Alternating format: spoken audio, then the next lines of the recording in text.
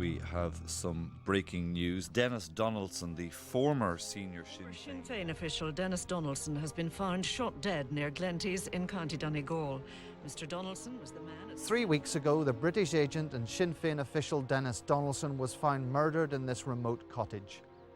The ramifications of his killing go far beyond this part of rural Donegal. What is clear is that many people could have a motive to kill the man who for over 20 years spied for special branch and military intelligence. Tonight, Spotlight examines the last days of Denis Donaldson, and we ask why the lifelong Republican who betrayed his colleagues really believed it was safe to stay in Ireland. Gardai say they have an open mind, but the blame game is well underway. It was done simply by a unit of the now so-called defunct provisional IRA. It has all the hallmarks of an assassination bid on a what they would regard as the lowest form of life, a tout, an informer. But Sinn Féin reject that. Nobody here thinks that Republicans or the IRA were involved in the murder of Denis Donaldson. I was a British agent. I have worked for British intelligence and the RUC PSNI special branch. The fact that he was a traitor means that his death did not engender any particular sense of loss or deep grief amongst the Republican faithful. And it seems his killers knew exactly how to find him. Denis Donaldson was a sitting duck for the IRA to take him out any time. It was unfinished Northern Ireland business that was concluded in this state. Whoever killed Denis Donaldson has killed before. Will the full truth about his many roles ever be told? What happened, and that's it.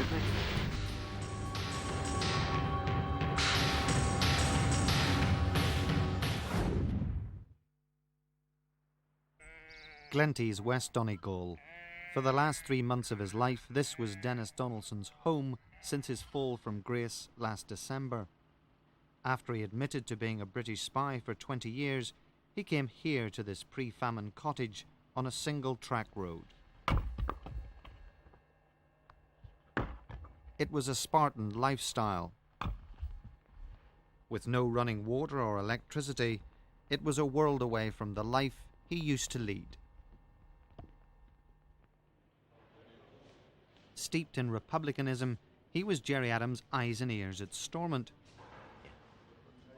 As Sinn Féin's Assembly Administrator, he was a party man who was popular with all political groups. He was a very affable, friendly guy, you know. He would have come into your office if Sinn Féin were seeking support in something. He would have sat down at someone's desk, you know, poked through whatever papers were lying on it, flicked through their Rolodex, and you kind of looked at him, but it was only Denis, so no one really minded. No one regarded him with anything other than what he said he was. But that all changed in 2002 when power sharing at Stormont was suspended over allegations that a spy ring was operating, involving Denis Donaldson, his son-in-law Kieran Kearney and William Mackesy. But last December the case against all three was surprisingly dropped. The Public Prosecution Service said it was not in the public interest to continue with the case. My name is Denis Donaldson. Days later, Denis Donaldson dropped his own bombshell. I was a British agent. I was recruited in the 1980s. I've worked for British intelligence and the RUC PSNI special branch. The reason for the collapse of the Stormont Gate case became clear after Denis Donaldson's admission. The Crown needed to keep the role of informer secret, and there were a series of other matters that the security services and the PSNI wanted to protect. 2 months ago, Spotlight revealed that the Crown wanted to keep secret certain fingerprint evidence.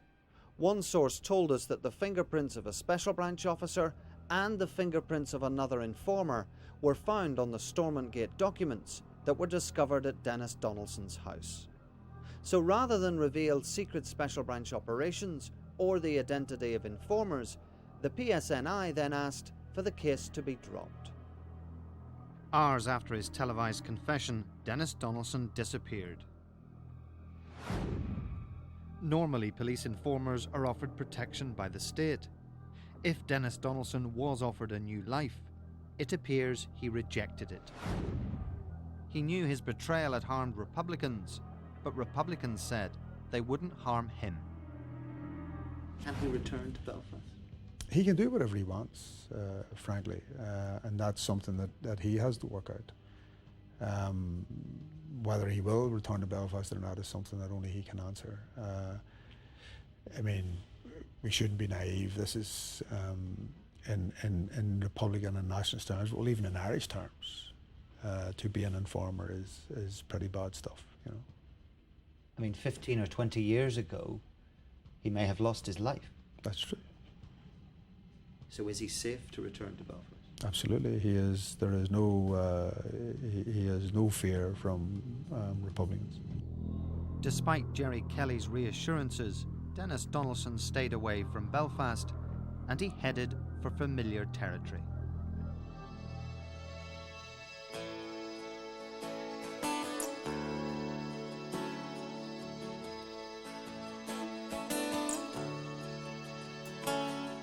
For years, the Sinn Fein activists had escaped the hustle and bustle of political life by retreating to the hills of Donegal. It was here he came at the start of the year. The cottage outside Glenties was a family holiday home, and Donaldson had stayed there many times.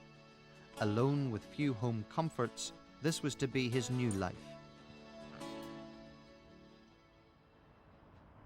He became a regular sight in the nearby village of Glenties, calling in for meals and provisions.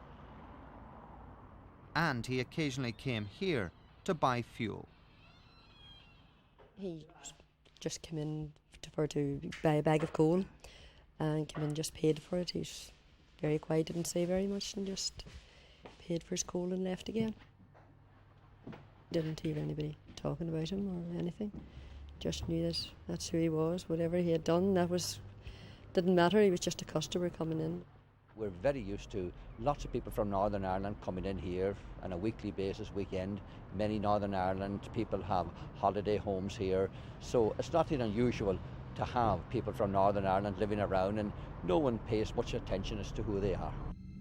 So why did Denis Donaldson go to Donegal? What seems apparent is that he stayed in Ireland in the belief that the IRA posed no threat to him. His televised confession may offer some clues. He showed no signs of disloyalty and endorsed the Sinn Féin line over Stormont Gate. I was not involved in any Republican spy ring in Stormont. The so-called Stormont Gate affair was a scam and a fiction. It never existed. It was created by Special Branch. Some Republicans were puzzled over Donaldson's Donegal move. One would have to wonder why he did remain in the country so long. I mean, you would have assumed, considering all that occurred, having effectively, by his own admission, outed himself as a traitor, that staying in Ireland, especially in rural Ulster, wouldn't have been the most sensible option for him. Others believe the former Sinn Féin official went to Donegal simply because his options were limited. It does look as if he wasn't a wealthy man and he didn't have the funds to go to Tenerife or whatever. He had quite an old car. He didn't show signs of wealth. I've been told by some people who knew him, he smoked roll-ups, for instance, and he just had no choices. He had to take the accommodation that was available to him. So did he strike a deal with the IRA by giving them details about his spying in return for living unharmed in Donegal? Denis Donaldson may have decided that he had to play a balancing game, a balancing act. On the one hand, tell the IRA enough to placate them, and the other hand, not tell them some of the more nefarious activities. If, for example, and I don't know, but if, for example, he had IRA volunteers killed, he might want to withhold information of that nature in case IRA, understandably enough, would be furious. So when he went to live in Donegal, you believe he went feeling safe? Why else would he go? Gardai and Glenties were aware of Denis Donaldson's presence. The cottage was well known to them.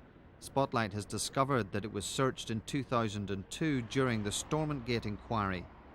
When Donaldson arrived this year, officers called on him and told him to contact them if he had any trouble. Details of his new life became known, and 6 weeks ago news reached Sunday World reporter Hugh Jordan. Last month he set off to try and find him. One day in Belfast, I met a man who had been in Sinn Fein, funnily enough, with Denis Donaldson. He'd been a Republican with him some years ago and knew him well. And he mentioned to me that Denis Donaldson either owned or had access to this house in West Donegal, but he didn't know where it was. He thought it was somewhere in that general Blue Stack Mountains area, which was broadly enough known to me. And he had been there with him. I made a number of inquiries there locally, and within 3 hours I found Denis Donaldson's home. But how difficult was it to physically find his home? Well, it was difficult enough because I was up and down highways and byways, small single-track roads, and eventually I was led to believe that it was on the road to Derry, which is a Gaelic-speaking area there. So I checked all the roads to Derry, and lo and behold, I see his car parked outside this small cottage. Hugh Jordan met Denis Donaldson outside his cottage. The encounter was secretly recorded by a former RUC officer who now works as a security consultant. I was thinking that the press conference in Dublin was so short that you never get a chance to say too much. Well, what I said was what I said. Well, what holds for the future for you now then? Well, this is it here. In Donegal? Initially, and I was there a total of 14, nearly 15 minutes. Initially, it was like drawing teeth, trying to speak to him. But he settled down, and then he opened up. When he did speak about Stormont Gate, Denis Donaldson again supported Sinn Féin's version of events. There was never a spy ring in Stormont. I said you saying that, And in theirs, they answered that question. What was all that? What were they at? What was that about? There was never a spy ring at Stormont. The agenda is quite obvious. It was collapse the institutions and get Republicans to blame, get Trimble off of it. Did he seem to be relaxed to you? The longer the conversation went on, he seemed relaxed. Nice wee place you've got. It's alright. A bit different from Stormont. It's a bit different, but sure. He didn't seem frightened or Oh, haunted? he did. He was relaxed with me, but he was a lost soul. I said, will you ever go back to Belfast, to your home, to your family? And he said, I don't know, I might. 4 days later, Hugh Jordan's conversation with Denis Donaldson became a Sunday World exclusive and made headlines in Ireland and beyond. The Sunday World article didn't reveal the location of his cottage, but a Press Association report which was used by other newspapers did mention the town of Glenties. I got the sense that that man was living there anticipating a next move in his life. He appeared to be a man who was not in control of his future. And I think the events that subsequently took place bear that out. If I had been him in his position, I would have left Donegal within hours of myself or another reporter calling to see him. Now Denis Donaldson had a choice, move on or stay. He told Hugh Jordan that now his whereabouts were known, he would be leaving. Well, I'll not be staying here too long now. What can you do now? I don't know. Denis Donaldson decided to remain in his cottage. The day after the Sunday World article appeared, I travelled here to Glenties with a colleague to see if Denis Donaldson would record a television interview. We knocked on his door, and to our surprise, he was still inside. We introduced ourselves and asked him if he would talk to us, but he refused.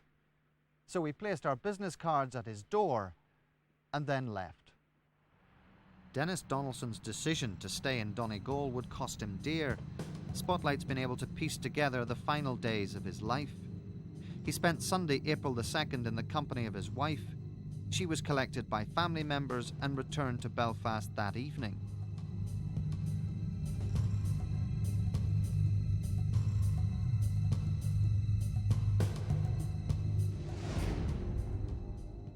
The next day, Denis Donaldson was spotted by a neighbour. He passed in his car going down towards the cottage sometime in 11 and 12 in the morning. Now that was my only sighting that day. And it was definitely him? Definitely him, yeah. He was also seen in this DIY store in Glenties.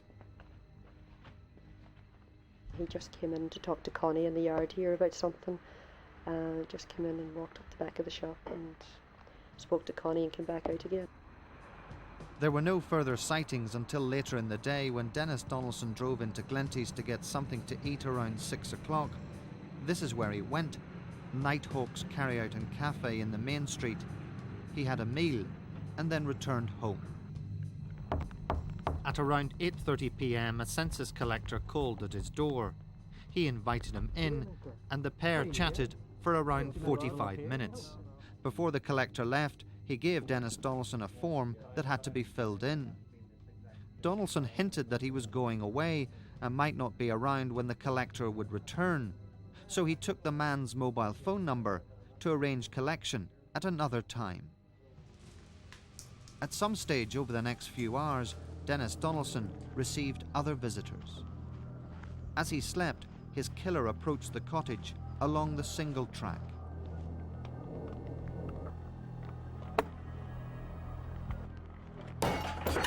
A rock was thrown through the window. As he went to investigate, 2 shots were fired through the door. One shot caught his hand, almost severing it. The killer reloaded the shotgun and the door was kicked in. Denis Donaldson was shot again in the chest and the head. His body lay undisturbed until late afternoon, when a neighbour drove past. She spotted the damaged door lying open and went in to investigate, and then rang the Gardai. News about the shooting quickly spread. Good evening. We start with breaking news. Denis Donaldson, a former member of Sinn Fein, has been shot dead in County Donegal.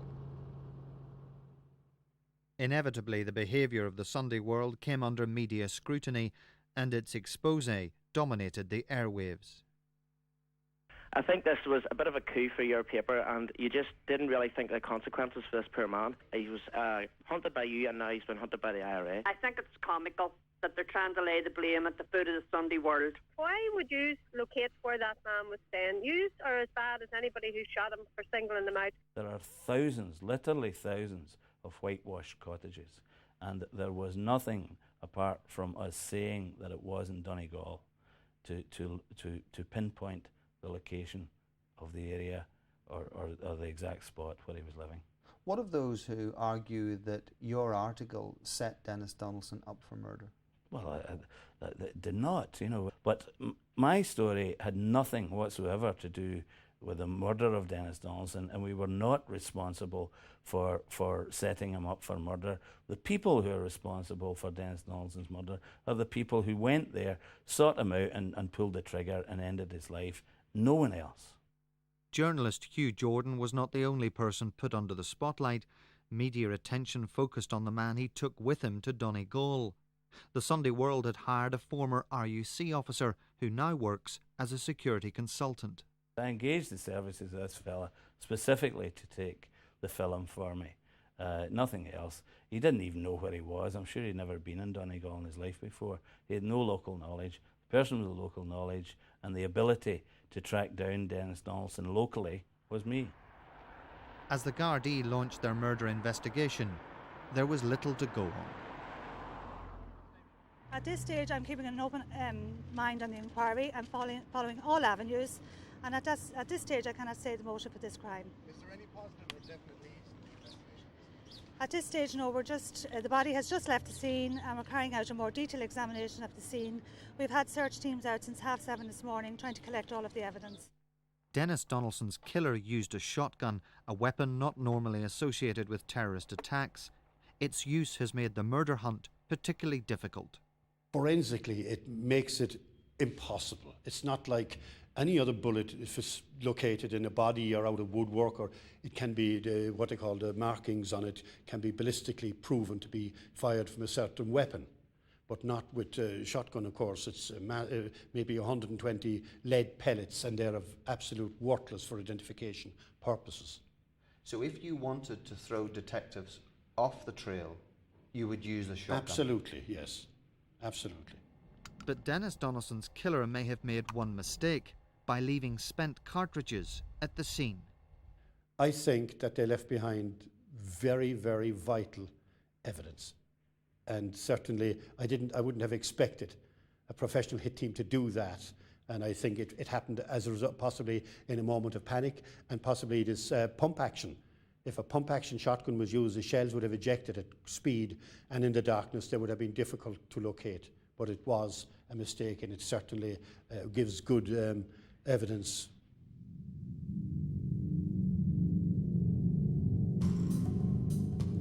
So who could have killed Denis Donaldson?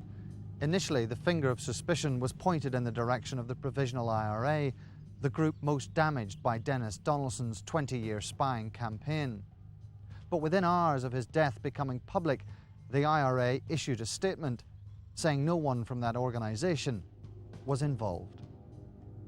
That position was endorsed by the Donaldson family, who said they believed the IRA and said they'd been put in a difficult position as a direct result of the activities of the Special Branch and British intelligence agencies. But it's the IRA's long and bloody track record when it comes to killing informers that has prompted many to suggest the group had a hand in Denis Donaldson's murder. Over the past 30 years, dozens of informers have been killed. The most recent was Eamon Collins, who was found beaten and stabbed near his Newry home in 1999. The IRA's Green Book states that informing carries the penalty of death, and within republicanism, it's seen as treason. Mr. Donaldson was a traitor. And Irish history, and as an historian I'm more aware of this, and as a Republican I'm aware of this, Irish history is littered with bitter defeats which have been brought about as a consequence of the actions of traitors, informers, spies, call them what you will. So you believe he was murdered because he betrayed the Republican cause? No, I didn't say that at all. But I'm just saying to you the fact that he was a traitor means that his death did not engender any particular sense of loss or deep grief amongst the Republican faithful. When the IRA say they weren't involved, do you believe them? I do believe them, and the family of Denis Donaldson also believe them. Because the IRA have told lies in the past? I believe the statement that the IRA have said. I believe that that they are in a new mode, and that has been recognised. That they have committed themselves to exclusively democratic and peaceful means. Last July, they have followed that up by putting their arms beyond use. People on the ground, and I know myself, this is the constituency that I represent. Nobody here thinks that Republicans or the IRA were involved in the murder of Denis Donaldson. So if Republicans were not responsible, who was? Could it be that those who recruited Denis Donaldson and ran him as an agent wanted to silence him? I think it's unlikely. You can never rule anything out, but to be honest, British intelligence don't have a track record of shooting rogue agents or killing them. 6 months ago, if I sat here and told you that Denis Donaldson was working for British intelligence and collapsed a democratically elected government, nobody would believe me. But that was the reality. So in the world of Denis Donaldson and what he's been involved in colluding with British intelligence, I wouldn't rule out, and I wouldn't speculate, and I wouldn't just solely point the finger at Republicans. So who else was capable of carrying out the murder? Some within the Republican community say there is a feeling the Donaldson killing was about settling old scores. Well, my suspicion is that it was a freelance operation by people who were acting for motives of retribution and revenge. I tend to believe the IRA when they said that they didn't do it. On the other hand, I think that it's unlikely that loyalists or even dissenting Republicans or British intelligence perhaps even for that matter did it. I think it was people, former comrades of Denis Donaldson's acting in a freelance capacity. Former comrades from the IRA? I would imagine it was former comrades from the IRA, but now ex-members of the IRA and acting without the authorisation of the IRA. Other seasoned observers of republicanism say there's little reason why the IRA would sanction the killing of Denis Donaldson. Well, in my view, it does not make strategic sense for that leadership to have had Denis Donaldson killed. But there are a lot of people out there who would be angry that Denis Donaldson escaped retribution for his activity, and they would have sufficient motive to kill him. And there are men. I totally disagree with the killing. I think that Denis Donaldson was someone who had social death imposed upon him. There was no need for physical death. So could dissident Republicans be responsible? There's been no claim from either the continuity or the Real IRA, and some argue that it suited dissidents better to keep Denis Donaldson alive. I listened with interest to a member of the so-called dissident Republican, and she said that Denis Donaldson never did any damage to the continuity IRA or the so-called Real IRA. The damage that he did to was mainstream Republicans, the people who would have most cause for hurt and concern and would wish him more damage must be within that family of mainstream Republicanism. 21 days into the murder hunt, the Gardai say they still don't know who killed Denis Donaldson. There have been some media reports that he was killed because he passed on information that led to the deaths of IRA personnel at Loughgall and Gibraltar. Garda sources have told Spotlight there's no evidence to suggest such links. With no eyewitnesses, limited forensic material, and a long list of suspects, the difficulties are obvious. They're up against it, and the likelihood, my straight answer is, it's going to be very, very, if not an impossible task. So you think it's likely that the killers will never be caught? I do. Good enough. Denis Donaldson's double life as an Irish Republican and a British spy may never be fully revealed. Any regrets, or? Of course I have. No. Do you think they suckered you into the position you get into? Well, the British.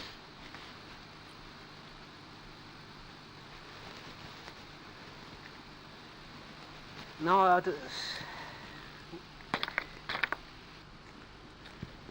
what happened, and that's it.